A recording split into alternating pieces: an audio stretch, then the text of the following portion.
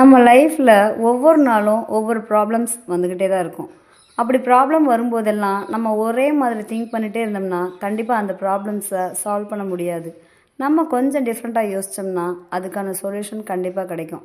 அது மாதிரி ஒரு எக்ஸாம்பிள் தான் சொல்கிறேன், கேளுங்க. ஒரு நாள் ஒரு ஹஸ்பண்ட்க்கும் ஒய்ஃப்க்கும் பயங்கரமான சண்டை நடக்குது.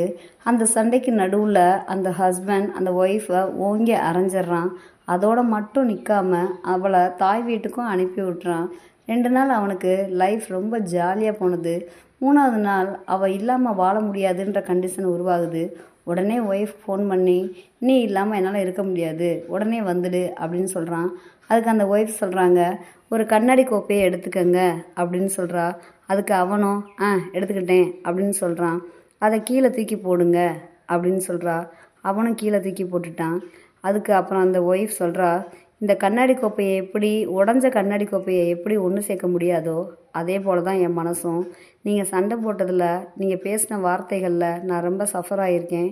அதனால் இனிமேல் உங்களோட சேர்ந்து என்னால் வாழ முடியாது அப்படின்னு சொல்கிறா. அதுக்கு அந்த ஹஸ்பண்ட் சொல்கிறான், ஏய் லூஸு, நான் தூக்கி போட்டது கண்ணாடி கோப்பை இல்லை, பிளாஸ்டிக் கப்பு, அது உடையவே இல்லையே அப்படின்னு சொன்னான்.